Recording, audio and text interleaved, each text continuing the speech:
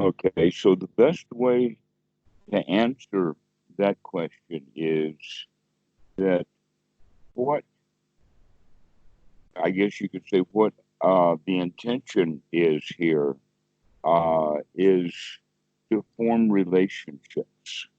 Yeah. That there's a story that Ananda came from his teacher Sariputta with a question that was confusing to him, and so he went to his um, half brother and cousin, the Buddha, who he had been with. There's a lot of story about Ananda.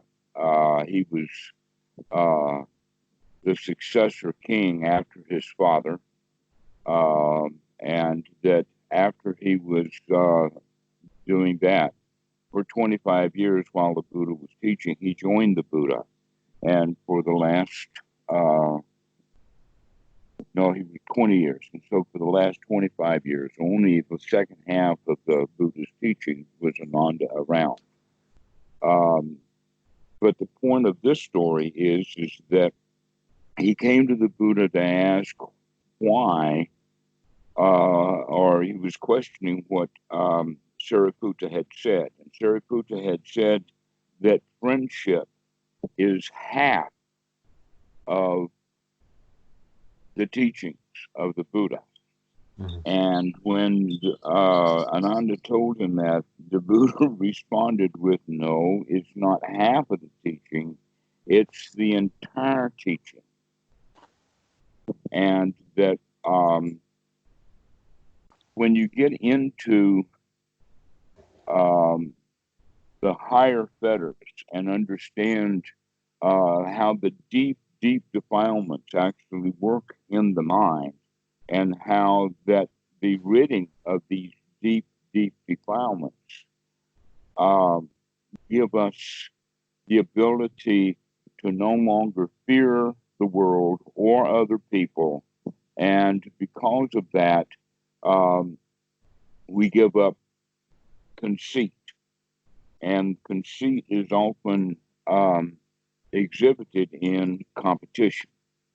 And that, as you know, humans are extraordinarily competitive with each other.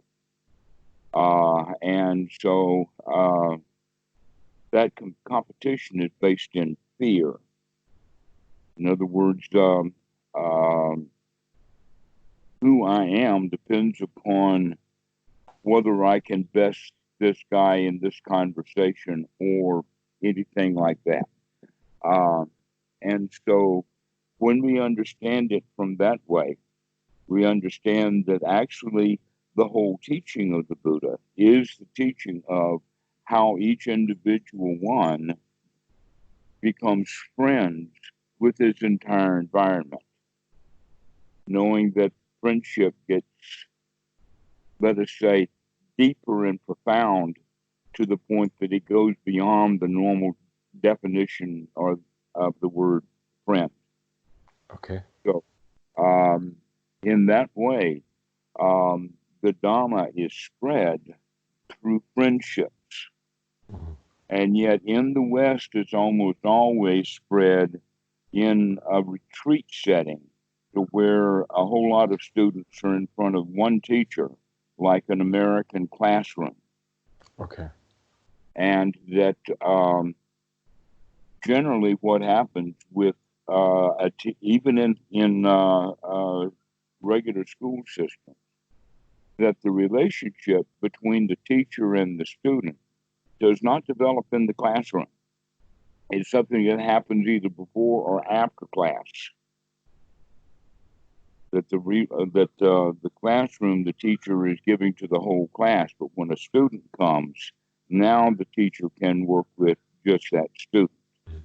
Okay, the teachings of the Buddha have always been that way, transmitted from one teacher to a student, and that a lot of it has also to do with, let us say, various techniques that the teachers will use to help wake up a student. And I've got a whole long list of those kinds of things. which generally come under the classification of the teacher sneaking up on the student to wake him up. Okay. That's what the Zen stick is all about. Yeah. Okay, is Life has its own Zen sticks, man.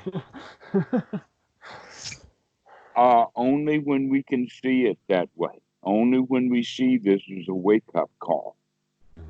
Absolutely.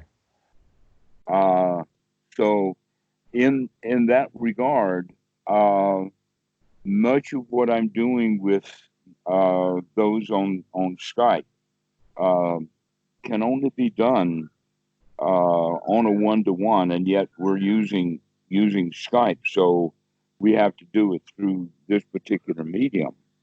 But that the long-term goal is to develop friends, not just friends of mine, but a Sangha, even if it's an e-Sangha, of students who really are noble and understand the noble Dhamma and live the noble Dhamma, because most Western meditation teachers are not noble.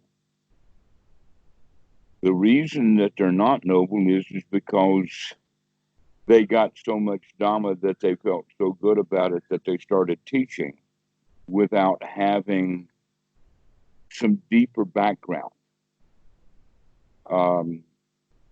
And that, let us say back in the 60s or 70s, rather, maybe really in the 80s, a precedence was set that kind of usurped the real teachings of the Buddha.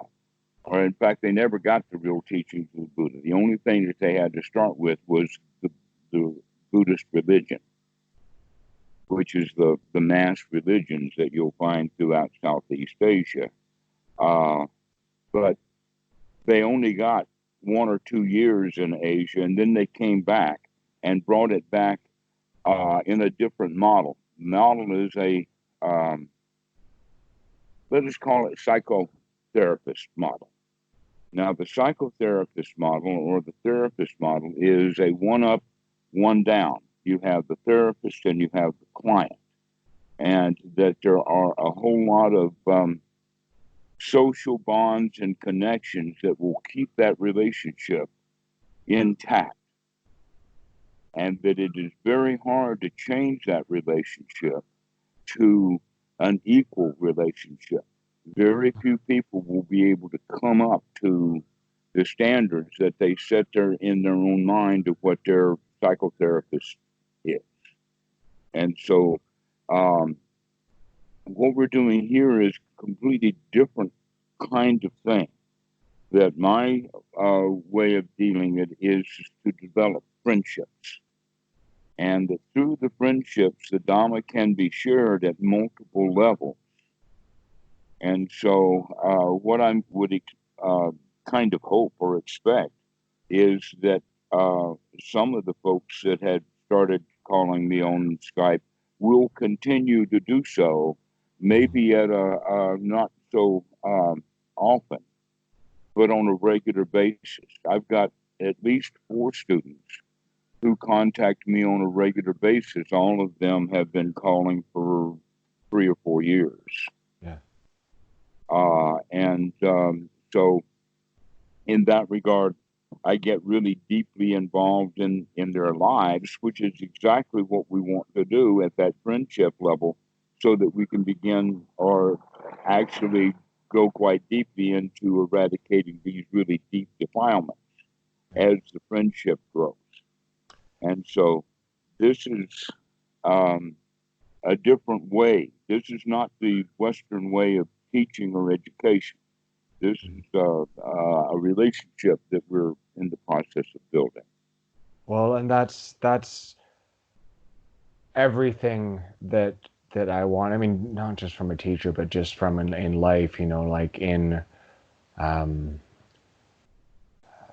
addiction. You know, I became so alienated, so isolated, so unable to have connection, and so just, you know, like any healthy connection is really good, but the fact that, you know, you have this to teach and you want to have that kind of connection is something else. And it's really impressive to me. It's something I guess I'll learn by watching it, like that, there is this astronomical gap in knowledge and wisdom and experience and stuff, but I feel like that. So I'd love to learn how to treat people like that. But what I was saying about where I'm at, I I want to, I've tasted the wine of the gods a little bit, and there's no going back. I have to move forward with this. I couldn't stop if I wanted to. Um, I um, I was hoping to talk quite a bit for a short period, and then for a little bit, a month or two, while I'm doing on my rating, maybe talk once a week, and then dive back into it once I'm done with my steps. That's what I meant. Okay. All right. Well, I'm going to leave that up to you, moment by moment, Okay. that you can make a decision. I'm not going to call him for a month, and then the next day you might have a reason to call.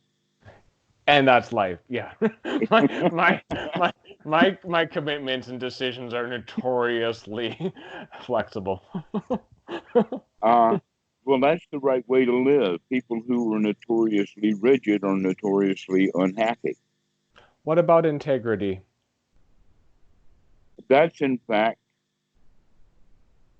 let's use the word integrity and pull it apart a bit.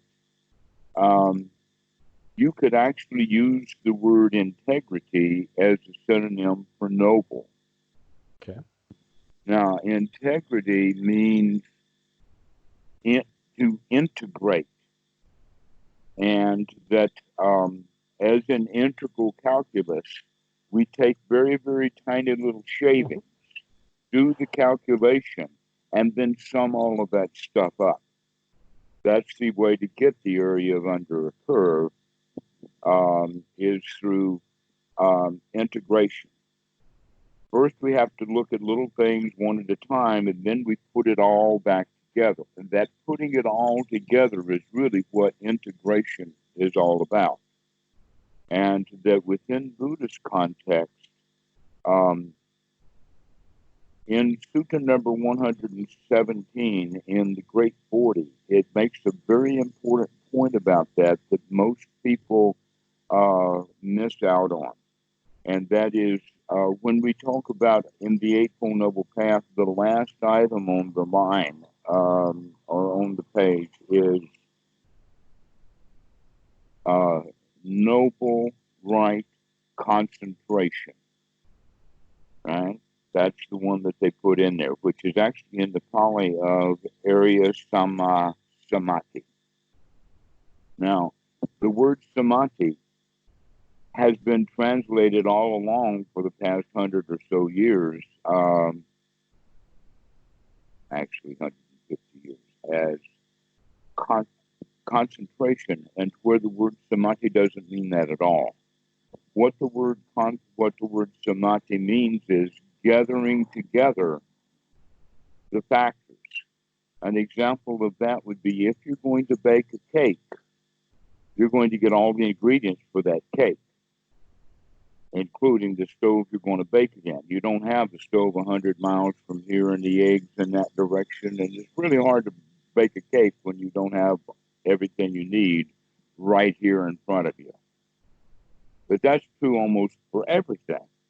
And so a great deal of what we're going to do is develop skills and then integrate those skills together to get the mind in a state that is now called Arya Samadhi, which means gathering the mind together.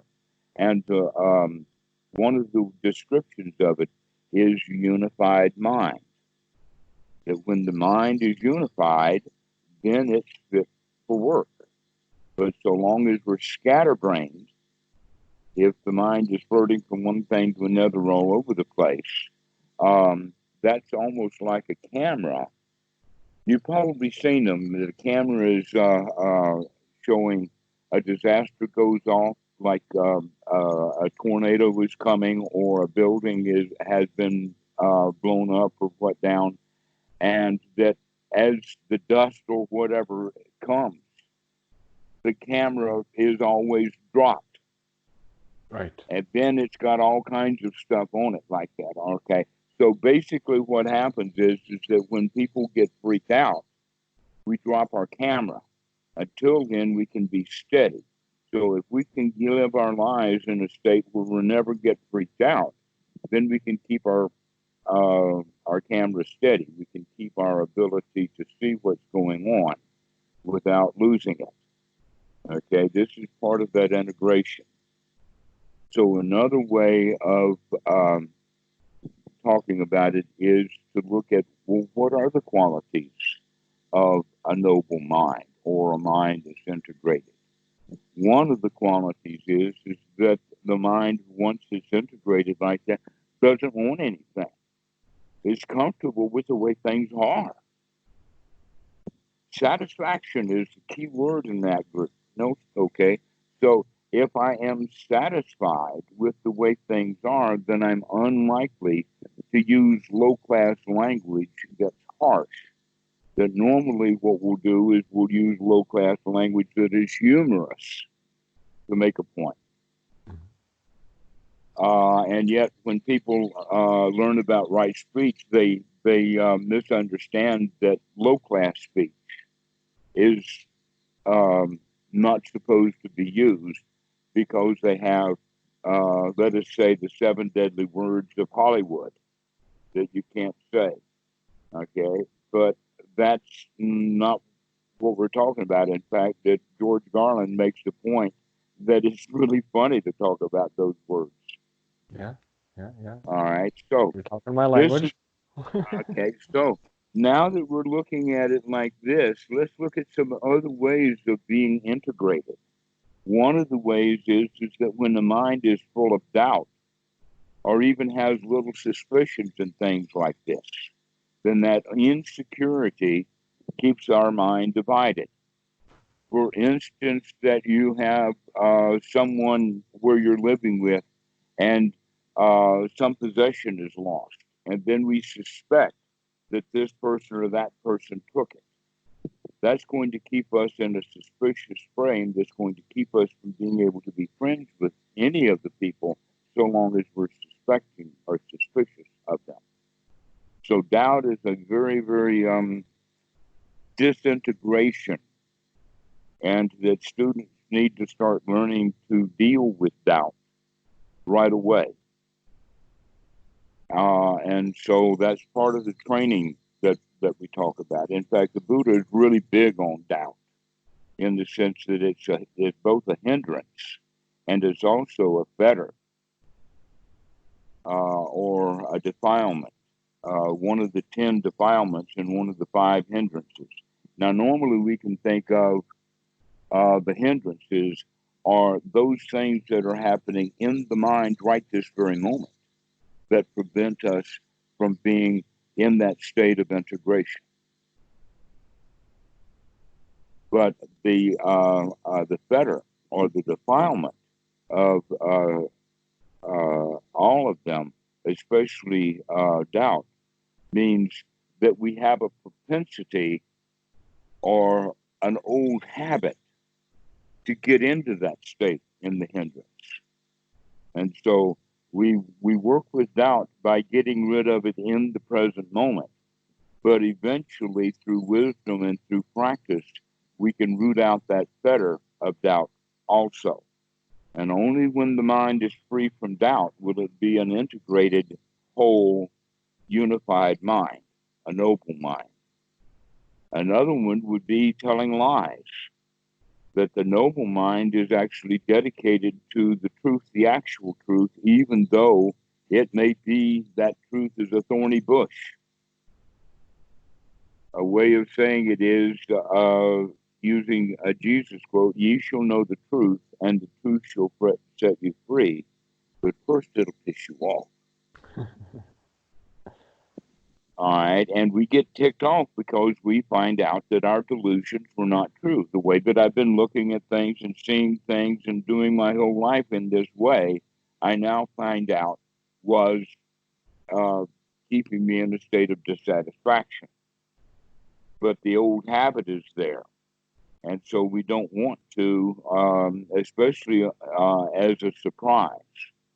Possibly a way of understanding that is by understanding Elizabeth Kubler-Ross's book on death and dying, where she put across 5 ways or 5 stages that people go through when they find out that they're a terminal case. And that is, the first one is denial. Well, we have spent our whole lives in denial of death. And so when it gets right in our face, we're going to continue to deny it. So that means that one of the qualities then of the teaching of the Buddha is we're going to have to start learning to deal with death so that we can become fearless. Okay. Otherwise, we're going to be remaining full of doubt, and that fear is going to keep us from being integrated. That integration also puts us in the state of being a winner, not a loser. That most people, in fact, who are scatterbrained are losers.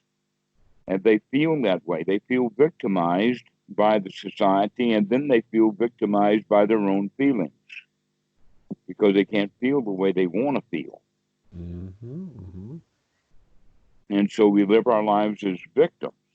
But part of the practice that we're doing here, especially under the classification of right noble attitude, that when the attitude is correct and the attitude is noble, it's the attitude of a lion, the attitude of a champion, the attitude of a winner. And that winner then is going to have a great deal of satisfaction knowing that he's capable of living his life in a winning way. And this is part of the integration of the mind. When I try and win against my emotions, I end up suppressing them and creating more anxiety and Well, denial of I would things. imagine that you would. We're not Yeah. talking about winning against something. We're talking about winning, period, without having an opponent. Okay. I don't like opponents. That's going back to that quality of friendship again. Yeah. Okay, so the winner then is going to make friends and even pets out of his feelings rather than being ruled by them. Okay. Okay, that's when we eradicate defilements. I'm not even sure the word eradication is the right word. A better possible word would be to conquer, but even that has an off qualification. Basically, what it's like. You've heard phrases like "when the cat's away, the mice will play," Sure. and you also know that the same thing is true in the school. That when the teacher leaves the classroom erupts, right? Which means that if the mind has no management, then the mind itself is a crowd. They can go off anywhere. What we're actually doing here is we're developing the attitude and the feeling of, I can do this. I can win this. I am no longer being burdened by my feelings. So one of the phrases that a student told me I thought was really so funny, and that is that everyone is an emperor of his own pile of dirt. Okay.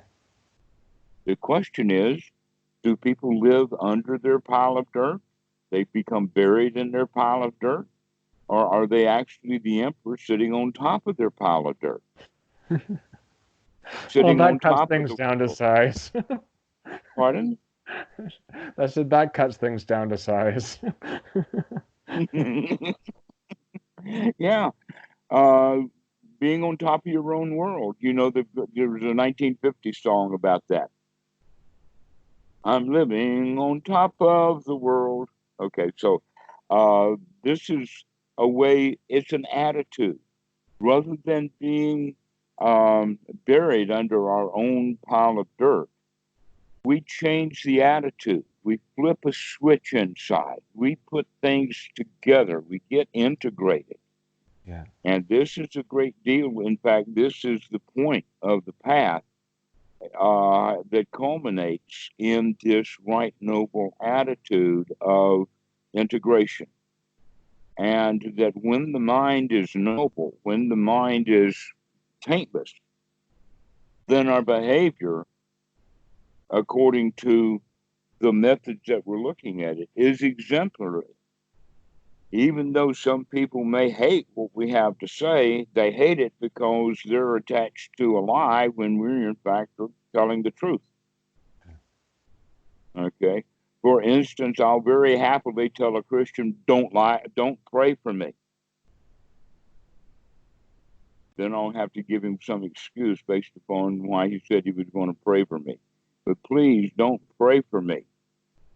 And that ticks people off sometimes. What's your reason? Well, generally people say I'm going to pray for you is because they've already lost the argument and they're sneaking away doing a passive aggressive shot over their shoulder. Okay. Yeah. Bless your heart. Yeah. Pardon? Bless your heart. Yeah. Oh yeah, bless your pea picking heart. Right. Yeah, I know that. Yes, exactly. It's even though I have completely been defeated in the argument, still I'm going to have that superior attitude because I am a something or another. So on the buried under the dirt, you know, I feel that right now the one I'm struggling with is smoking. You know, I am so close. Really, the feelings aren't so hard. Like I could do it. I've had days where I don't smoke. I have this, you know, the whole resisting and applying my will has been so much failures. And when it comes to something that's really hard for me, there's this just emotional struggle that I just want to end. And that's more, I'm not heavily physically addicted. It's that emotional struggle of like, can I do it? Can't I do it? Can I do it? Can't I do it? Am I going to be able to be a good person right now? Okay, let's stop. And that's and part of that has to do with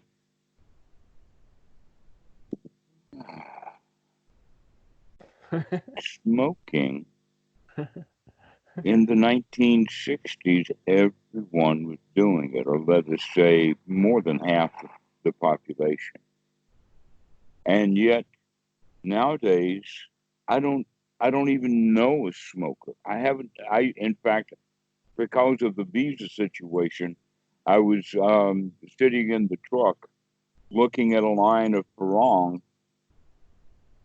all separated out with their mask on, at this makeshift visa place that the immigration department had set up on the island, because normally they don't do any immigration on the island. And the surprise was is that there was a guy in line that was smoking, and that was just, I hadn't seen anybody smoke a cigarette, and it was just such a surprise. everybody I live with smokes. It's so common in recovery. I would have quit earlier if it weren't around. It's a social thing. Yeah. Okay, well, I did spend some time on a contract in Saudi Arabia, and that's where I picked up smoking. Oh, good. But I quit. In fact, that wasn't the first time, because I smoked in high school, because everybody did. But I quit. So I've quit twice smoking. Once in 1969 or 70, and once in 1980. Okay. So you're about my dad's age then. You're around late 60s? Pardon? You're late 60s then, or? Mid 70s. Mid 70s. Okay. So smoking can be done. I mean, stopping smoking can be done. In the 1960s, everybody thought that it was impossible or difficult. And when the Surgeon General thing came out, the tobacco companies fought back mightily. The same thing is going to happen with oil addiction. People are, we're going to get over this addiction of oil. What was that? I did the sign of a cross. I hope so. It's from my Catholic friend. I had so many conversations with him, and I just like the affectation. I do. I'm not Catholic. It's just something I do. I hope so. Yeah. It reminds me of a joke. In fact, I'll have to tell it the next time you do that. So, Oil addiction. back to the quality of addiction, that you're still using it in the sense of feeling like a failure rather than recognizing that you are under pressure, you're under peer pressure to do it, and that your intention is to quit. And so that means that you can, almost everyone tapers off. Very few people stop cold turkey. And I It have been can be tapering. done, Yeah. huh? I have been tapering. Yeah. I Yeah. have been So, smoking less and less. and so every time that it's tapering off, you probably will give yourself a mental conniption fit about what a turd you are because you can't quit. Yeah. Yeah. Okay?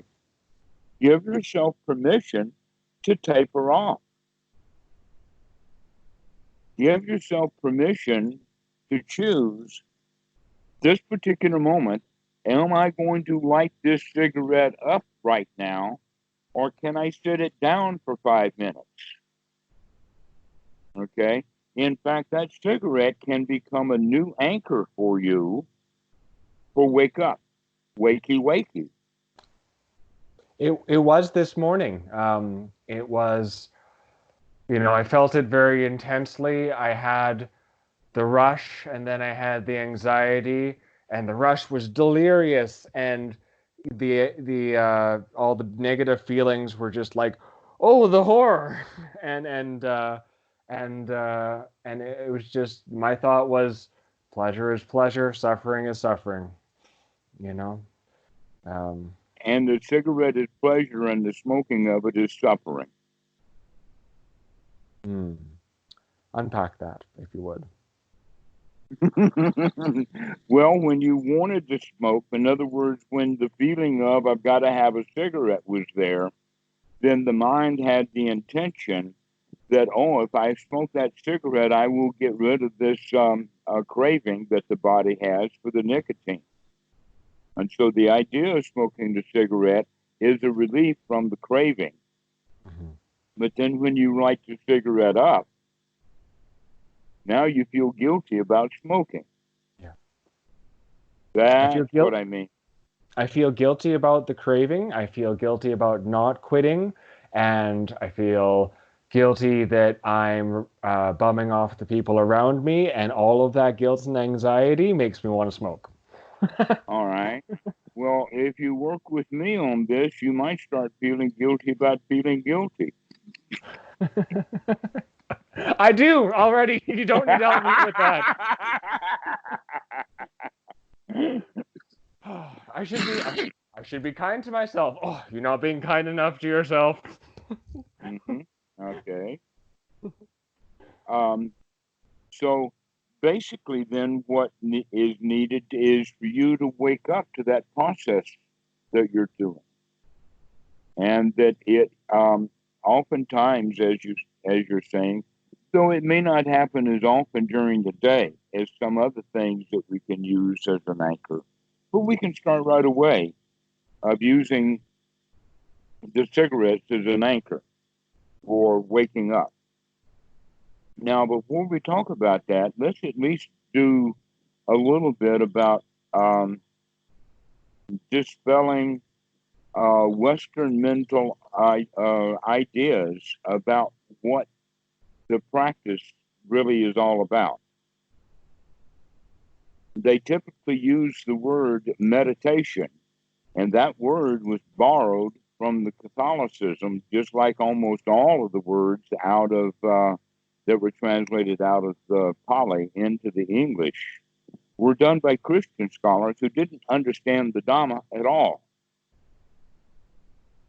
They were just using what help they could get from the Indians and using the Sanskrit and the Pali and what was known about it. But their vocabulary that they used in English was the vocabulary that they brought to India with them, which was the vocabulary of Christianity. That's why we find so many words of Buddhism that have Catholic words to them that are just wrong. Life is suffering. Bullshit. No, it's not suffering, but it is inconvenient or dissatisfying. Yeah. Another one would be concentration. Samadhi doesn't mean concentration, it means gathering together the factors. An example of that would be a teepee. A teepee has a samadhi point. Where is that? Where all the ridge poles are bound together at the top. Also, big Capitol buildings and a lot of buildings in Thailand will have a samadhi point, the highest point of the building. For instance, the Capitol Dome. That dome is the samadhi. It's the apex. It's the top.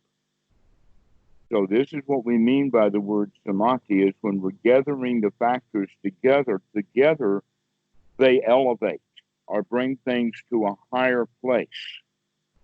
And so when we're gathering together the factors of jhana while we're practicing anapanasati, that helps unify the mind.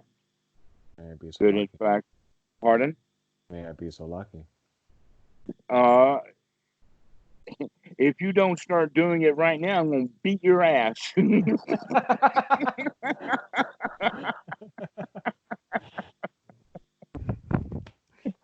Stop looking at things off into the future. Everything is to be practiced right now. Okay? Now is the only moment that we have. And yet, the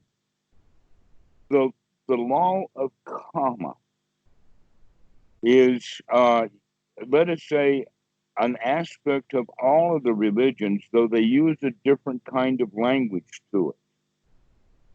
But the Buddha is talking about, let's look at karma or action in the sense of this present moment. If we use the word action or an act or a volitionary event and not use the word karma, then we got a better idea to it. But the word karma has come full force in almost magical terms. Okay? So that karma has two qualities to it. One is that there is a quality that good action gives good results and bad action gives bad results. Now we have to hold on and look at that and investigate it for a little bit. But almost always it becomes magical when you add the third or the next step, and it is that, and that result of that action is guaranteed. Okay, in the sense that a good action will eventually get you a good result, and a bad action will eventually come and get you.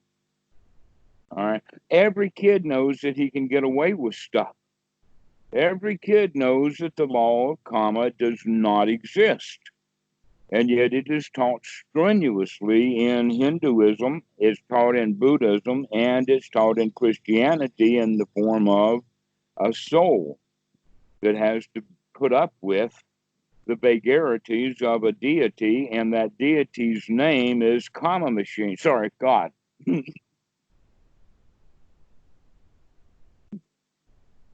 What they've done is they've taken the karma machine and added a name to it, personifying it.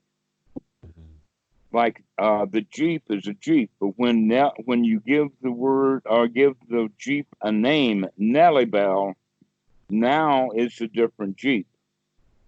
Yeah. Okay, I know a Jeep named Nellie Bell. It belonged to one of the sidekicks of Roy Rogers, but that was way, way back. But the point is that people go around naming things for convenience places, but the name is a, a mental concoction. It is not the reality. So the karma machine basically is true for cause and effect, but it's not a store and forward mechanism like most people think. You know what I mean by store and forward mechanism? I haven't. No, no. Go ahead. You're not a computer scientist. We use store and forward mechanisms all over the place. One of them would be a switch. Another one would be a router. A PC can be a store and forward mechanism. In other words, it stores your email and forwards them to you when you open your email box. Okay? Karma or action does not work like that. That it's cause and effect. Here's an example. Many students think they're going to get some benefit out of meditation practice. And they expect after 3,000 or 30,000 or 100,000 hours of meditation that the karma machine is going to waltz into the meditation hall, perhaps invisibly and magically so, whack them with the Shakti pot, and then they're going to be happy. All right? But the practice of meditation to make one happy does not have that store and forward mechanism, that all of that stuff does not get stored. That what we're doing instead is developing skills, not storing up merit. All right? Now, if you were to have the intention to learn to play the piano, you bought the piano, you hired a teacher, you bought the books, and now you spend all of your time playing chess or reading a book on mathematics. Is that going to teach you how to play the piano? You're going to learn to play the piano like that? No, okay. But actually practicing the piano might get you some practice on the piano, and then the skills will be developed. Is that not the case? Yeah, well, and as things have been progressing with my meditation and I'm seeing the value of it, paying attention to my thoughts and feelings and how I'm creating, how my reactions are creating difficulty for me is something I do as often as I can muster throughout the day. Right, and it's always in the sense of the present moment. So the point that I'm making here is that if you are going to develop these things that we're talking about in the sense of integration, or in the sense of a unified mind, or in the sense of gathering the jhana factors together, one of the jhana factors is going to be satisfaction. Okay. Well, if we practice wanting something from meditation, that means that we're in that moment not satisfied. Yeah.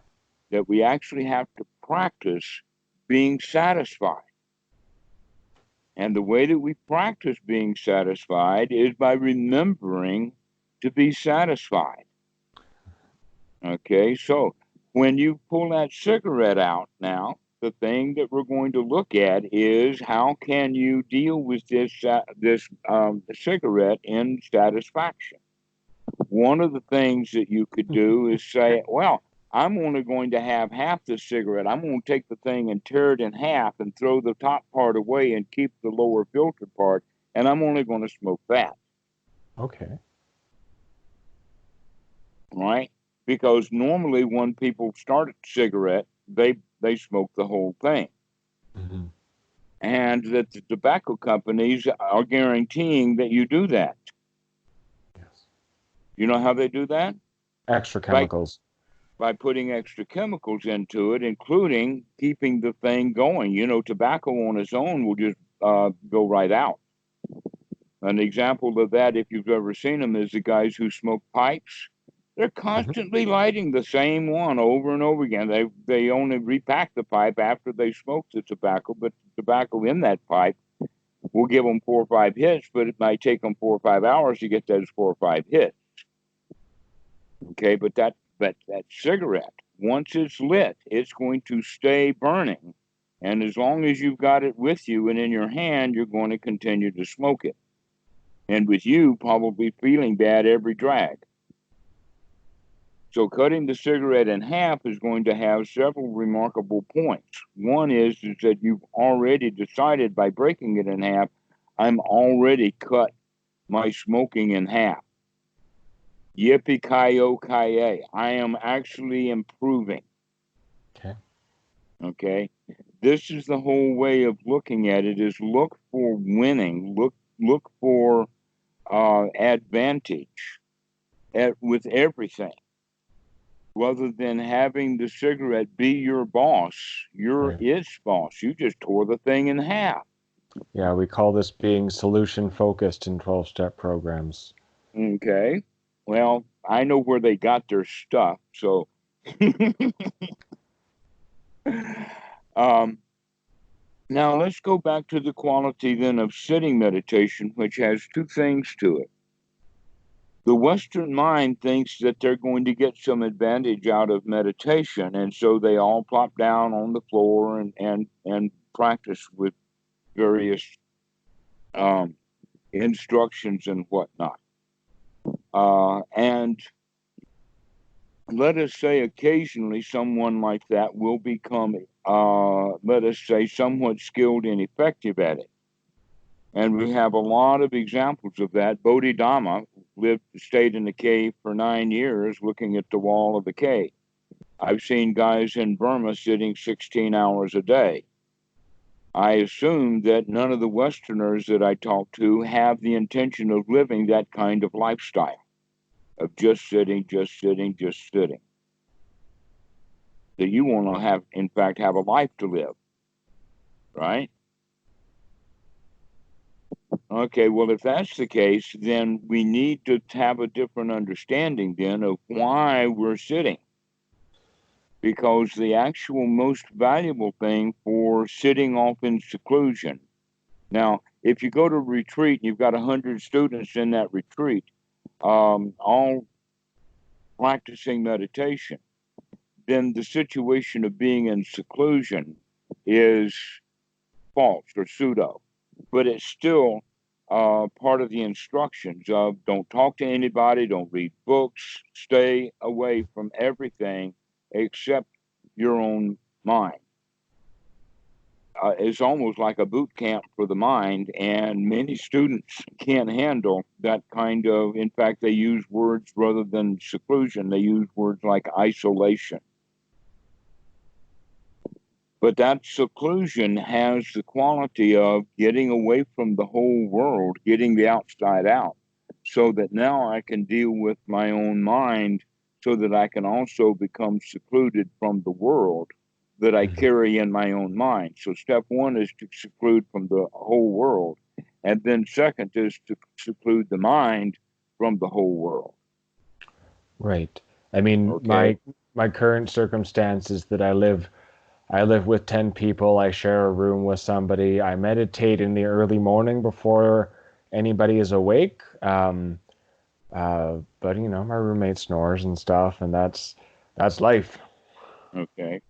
So we need to start making a change in the attitude for that, Okay. because the skills that we're going to develop in seclusion, where both the mind and the body is secluded from the world, we're going to have to learn to go back out in the world and be part of the world and in the world without being affected by the world, in the sense of having those things, those hindrances, being invited back from the world. So what I'm actually getting at is that much of your, if you call it meditation, now we have to look at it in a different way. But this practice that we're talking about needs Yeah. to be done during the daytime, Okay. all throughout the day, whenever we can remember it. Yeah, yeah, yeah. Just like when you're sitting in meditation, you're not in meditation all the time. You're only in meditation when you remember to be in meditation. The rest of the time, the mind is off doing whatever it was going to do anyway. Hmm. Okay, but now that we're beginning to practice to remember, to focus the mind and keep the mind, let us say, in a corral Mm-hmm. of the here now. So in the sitting practice or in the practice of anapanasati, the main skills that we're going to be developing are then the skills that we need throughout the day for further development.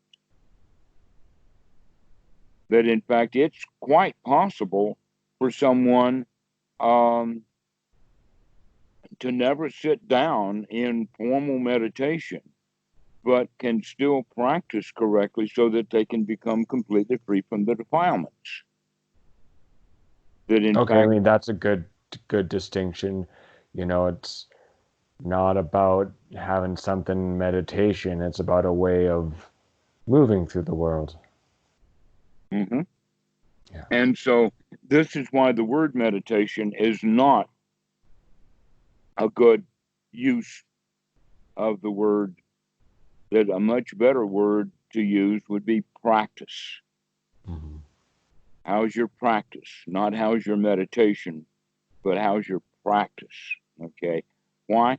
Because practice, like practicing the piano, we practice in order to develop skill. Mm-hmm. And so there's a few skills that we're going to develop. The first one and primary, most important one is the skill of sati. Sati is to wake up. That word is translated as the word mindfulness, and you hear mindfulness this and mindfulness that all over the Western Buddhist world, but you will not hear the word mindfulness ever used in common English, ordinary language. It's almost a word that was made up because they didn't understand what the word actually meant. And so sati actually has another way of talking about it, which is to remember. But an easier way to think of the word sati is to wake up. Wakey, wakey.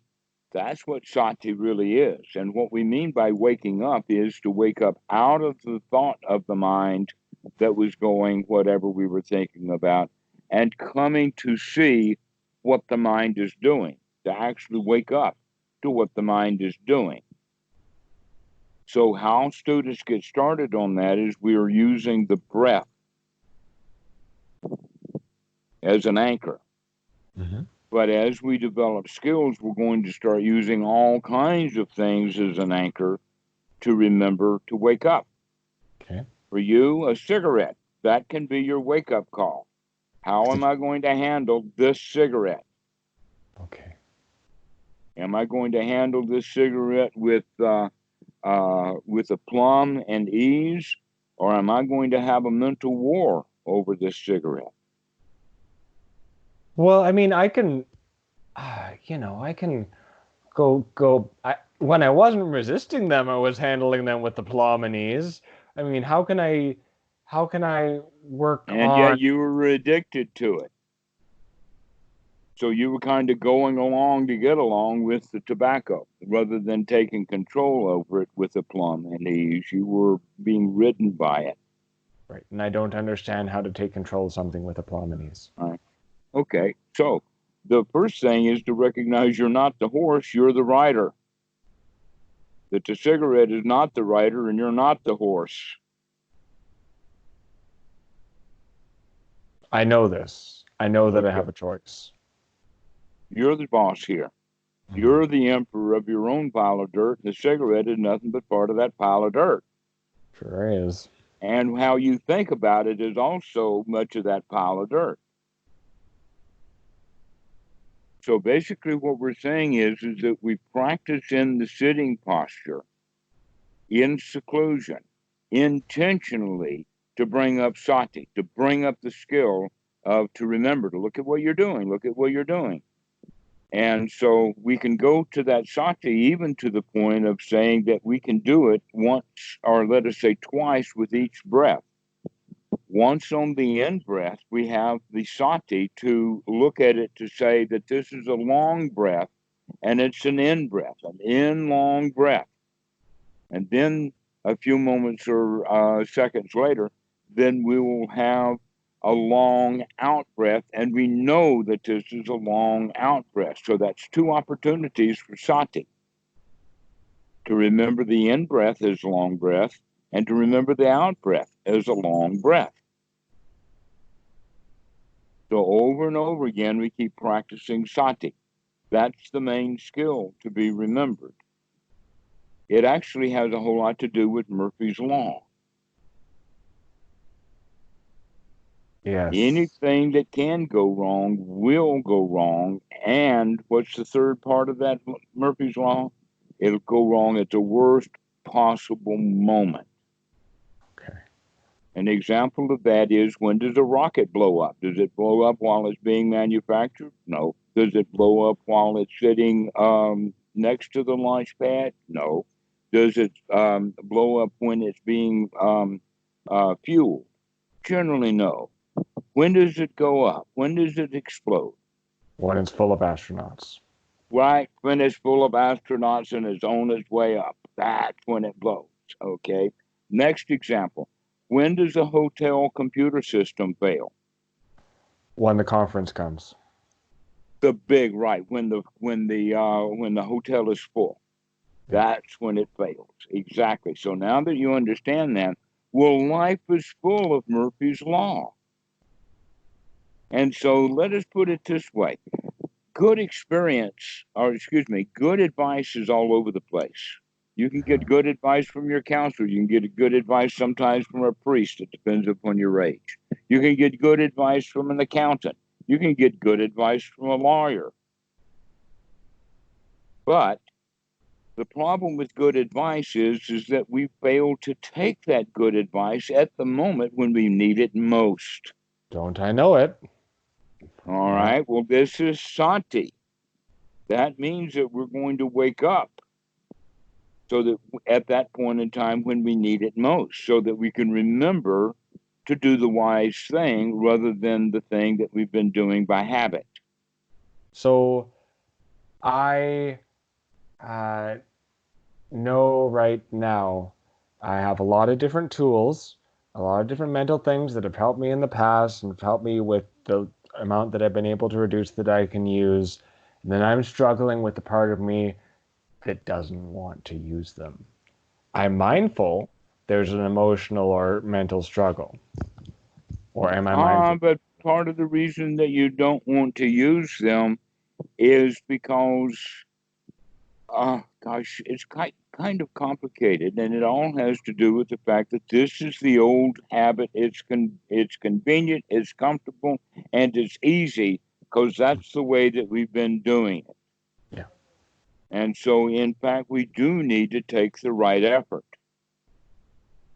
just the right amount of effort to get the job done. And what is our job in this case is to get the mental hindrances out of the mind and get the Doubt. mind into a state of satisfaction so that you are happy and comfortable at the present moment. By doing that, and by the way, we've got right view, because you wouldn't even call me and you wouldn't be in training and you wouldn't be doing any of the things you're doing if you didn't have the right view of, I've got to do something about my life. Okay, that's right view. Okay. And that right view will expand. Now, what we mean by a view then is like a viewpoint. And that when we have noble right view, that means that we no longer take a point of view. We have all of the points of view, that we get above it all. It's almost like that we have a drone's eye view of our own life. We get above it. Okay. Yeah. Like the emperor on top of his pile of dirt, rather being in it.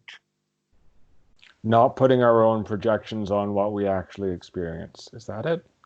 Well, yes, that's only part of it, though. Basically, what we're talking about is that we have to wake up to remember to look at what's going on, which is right view, and that looking is actually becoming an investigation to really see what's going on. in the mind, but while we're doing an investigation, it's not possible to be in the hindrance. So what we're saying is that the way out of the hindrance is by seeing it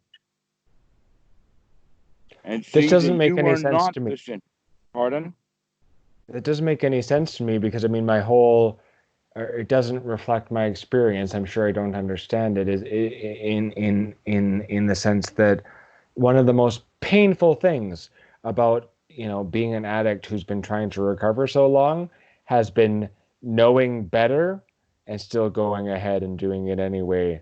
Um, and like I was writing, we were And writing then about feeling guilt about it. yeah. Yeah. If I truly knew better, I know I know that I wouldn't do it. There's some knowing that I'm missing, but There is. yeah. In fact, there is. Because every every child in the West is raised like an animal. Example, go clean your room. Why? Or I don't want to clean my room. And the answer to it is, I told you to go clean the room. Do what you were told to do. Okay. Now, in that regard, who wants the room clean? The parent. Only daddy wants the room clean. But Junior, maybe he kind of wants the room clean, but he doesn't want to be ordered around by daddy. Mm-hmm. So if daddy was a wise daddy, he would probably take a bag, a sack or something, and play basketball holding the bag for the kid and see if the kid can find the toy and throw it over from the other side of the room into the bag. And so Right. they make it into a game. It's something that's enjoyable for the child, and then he will be able to clean up his room much easier. Now, the same thing happens with ABCs and one, two, threes and learning to read. Most kids resent, they don't take joy in reading because of the way that they're taught. And that even though the book writers work very hard to have the books they have fun, when the parents got that book, they're going to teach their kid the way to read the way they learn to read, which is turning it into a disaster, basically. That the kid doesn't want to learn to read because he doesn't want to be put down because he doesn't know the word. And look how many words the kids don't know when they're learning how to read. We feel like complete failures.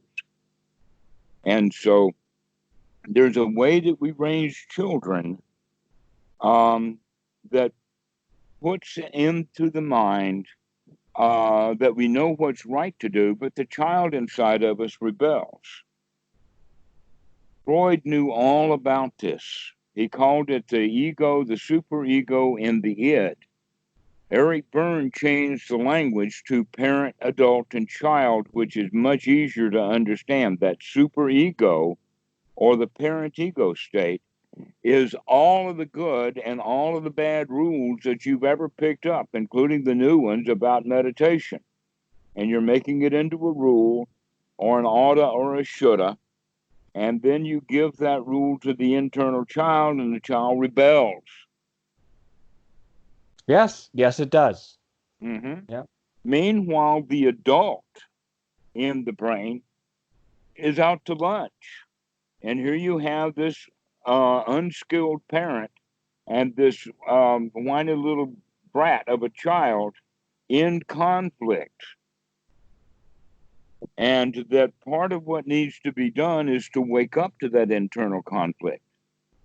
And the one to wake up is that adult. The adult then is the sati, to wake up, to look at what you're doing. Look at the fact that you are hassling yourself about smoking, that you're hassling yourself about what you should do, and then you rebel against that. Okay. Okay? Who's the boss here? The devil. Well, I no, no, neither the child nor the parent ego state are in charge, and neither is the adult. In fact, these three are not integrated. Okay. So part of the integration process is to bring the adult, the parent, and the child into a state of homeostasis where they're all in agreement. Sounds nice. Okay, well, how you do that is by starting to wake up to this process that you're in, to see what's going on, that you give yourself good instructions, and then the child inside rebels against those instructions. You've been in that habit pattern sequence your whole life. I don't know of anyone who's not. It comes with the territory. Okay. The parent has both good and bad advice. The child then is left to either going along to get along, doing what he's told to do, possibly resenting it, or rebelling against it and then feeling guilty. But nowhere in there is there really good feelings. So we need to change that pattern. And we need to start changing it as often as we can catch it. This is why we start to develop sati, is so we can wake up to see what we're doing with our internal dialogues. You have a question? This matches a big realization I've had in my recovery, because as soon as sure, I'll get right into it. We talk about we talk about doing the right thing. They call it God's will, but and it's like doing the right thing and being sensitive to what life is trying to tell you, as far as I can tell. And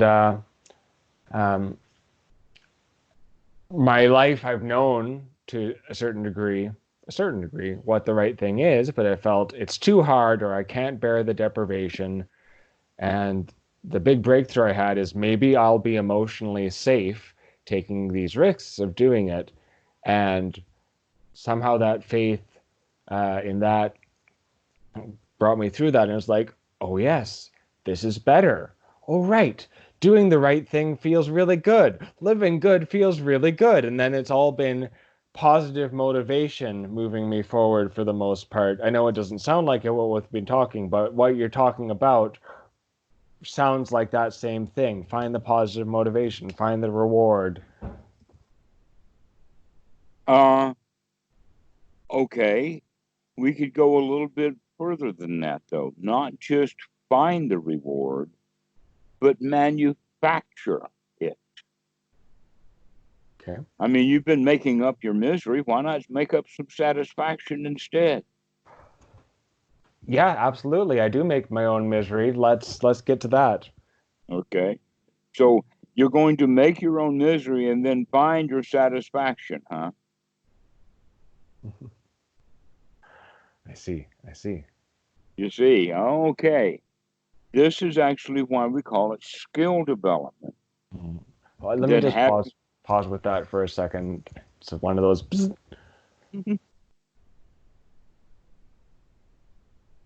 Okay, thank you. Go on. Happiness is a skill to be developed.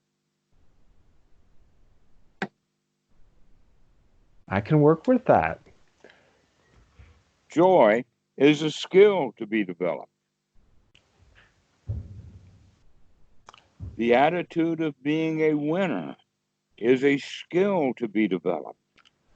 Looks like the battery is getting low. I have to go to the other room and get the cord. Sorry, I know that you're recording this. I'll be right back. Okay.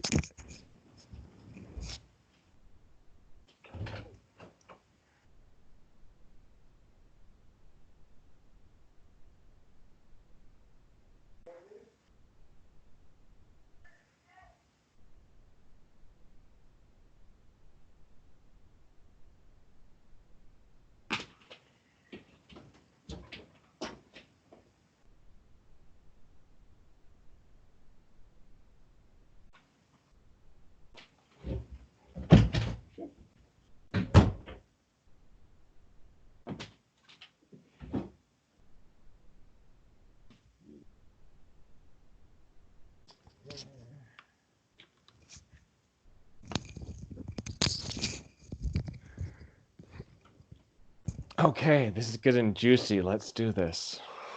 Okay. Yes, it takes a little while for some of this to seep in. Um, you know what I mean by a commercial sponge versus a natural sponge coming out of the ocean. I know they're two different things. Okay. Uh, the the household sponge normally will dry out, get very, very stiff. And when you begin to put water on it, it rejects the water. Can That if you hold a sponge and pour water on it, much of the water will roll right off of it. It won't okay. hold the water, but slowly a little bit of that Somebody at the sponge. door. Just a second. Just a smart work laptop, so for free you can use it in here. Oh, okay. I don't Oh, mind. no, just I mean, to be fair, because it's got everybody's personal files on there. Yeah, okay. I'll bring it out. Um, finish the metaphor of the sponge, and then I just Yes. asked, yeah, Oh, change rooms. okay. The metaphor of the sponge is like the mind. The human mind is very, very resistant to taking in new information, especially if that information is alien. So every student comes like a dry sponge. And I have a special problem with that because my life, I had terrible social skills, but an orientation towards book learning. So all that I've had has been my intelligence, and I'm struggling fiercely against that. I'm really trying to learn how to learn. Okay. Well, part of that then is giving yourself the time to absorb, which means we have to actually, in a way, become immersed in the water or immersed in the Dhamma, but that we absorb it very slowly. But eventually we will become saturated with it. Okay. But in the beginning, because of the dryness, we're resistant to it. Okay. So part of my job is to keep sprinkling and keep sprinkling, and eventually some of it will happen in the sense of insight or when you. So I say 4, 5, or 6 things, and then when the 7th thing comes by, all of a sudden now that drop gets right in. Right. Because the others have laid the groundwork for it. All right. So we begin to talk around things. This is a way that friends talk anyway. Mm-hmm. If we talk in and out of a subject, we talk around it and whatnot like that. Sometimes we're talking about X for a while, and then we start talking about Y while we're still talking about X. Okay. And so this is a way of understanding that it does take a while for students to get reoriented. Okay. That this is actually one analogy is that it's like a huge ship. Yeah. All right. Hold on. I've been asked to move the rooms. Just hold All on. right. Well, Do you want to drop things off here? I've got another couple of calls waiting, and so this might be a good time for us to finish. We can get this going tomorrow again, but let me finish off with this particular point, and that is that um, to begin to intentionally start to feel good on purpose by remembering that it's okay what you're doing right now. Okay. And we'll talk more about that later. But right now, you have to begin to accept that what you're doing is correct, proper, and appropriate overall, so that you look at it from that overall perspective rather than the details of this particular cigarette is making me miserable. Oh no, you're in the process of quitting. So you can, in fact, become the boss of that cigarette. Right. Okay, I see that. And you can become the boss of your own mind. Okay. Okay. Okay? Thank you. Thank you. Practice. Thank you. Practice, Just practice. Every practice. time you can remember it, I say, all right. Okay, so you can start using the cigarettes. We'll start adding some other anchors. But right now, every time the thought of a cigarette comes up, you can ask yourself, who's the boss here? Is that cigarette the boss or am I the boss? Right. Okay. Then you take a deep breath. Okay. Okay, so we'll see you later. Tomorrow, hopefully. I'd like that. All right. Take See you care. then. Thank you.